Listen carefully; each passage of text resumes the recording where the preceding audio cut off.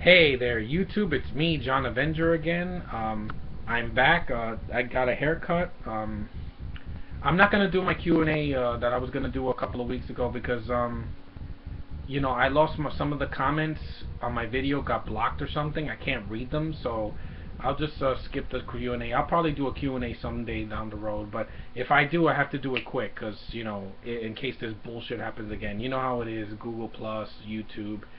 It sucks, but hey, on the other hand, it gives me a chance to do a new series, which is gonna be was inspired by the Sausage Factory. The guys over there, the good guys over there, Pizzal, B Movie Mike, Cole, Orc, all these guys are great. They're so funny. They always do good stuff on their podcast.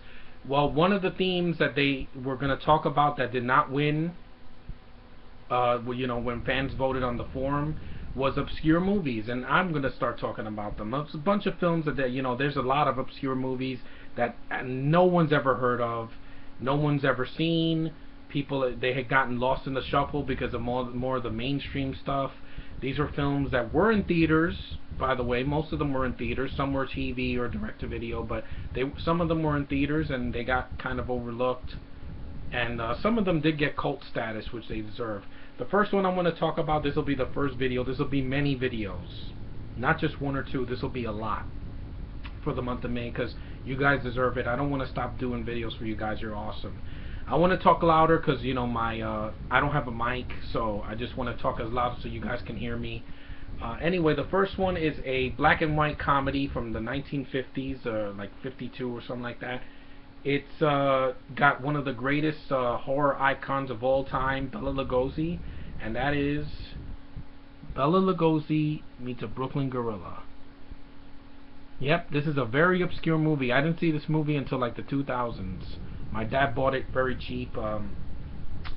Basically, it's about these two guys.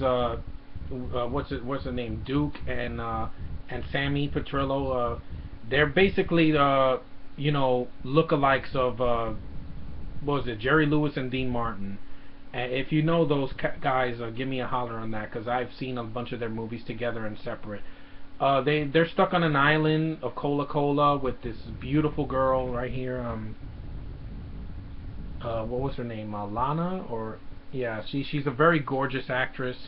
And there's this doctor called Dr. Zabor, which is basically, Bela Lugosi. He's doing experiments with monkeys, and they want to get to know more about him, and then they go to his lab, and chaos ensues. It's a fun movie. It's very weird. I know Rambarev got this movie. They gave it to him like a couple of months ago. It's really fun. Yeah, it's got its dumb moments.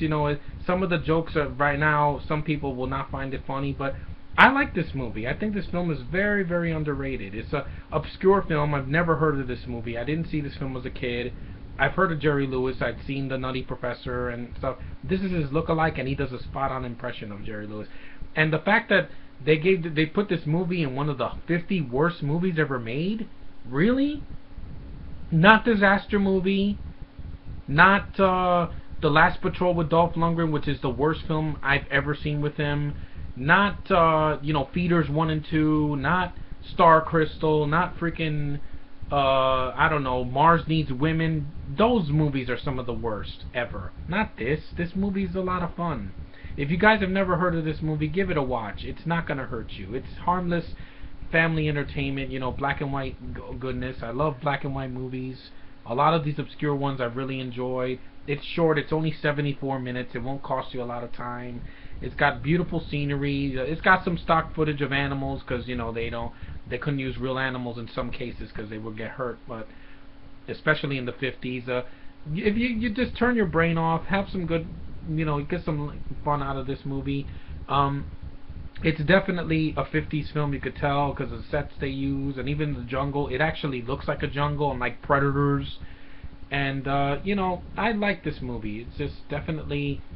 It got a crowd. It got a cult status. It says here it has gone on to become a highly prized cult classic. Yeah, just like Evil Dead and a bunch of other films from the 80s and the 90s, that they get a cult following. And I'm one of the cult members.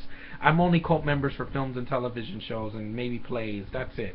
Because I love movies, and this movie deserves more recognition. See it if you haven't. It's a lot of fun. So that's my first obscure movie. I'll come. Stay tuned for number 2, which will be another obscure movie. So later, guys.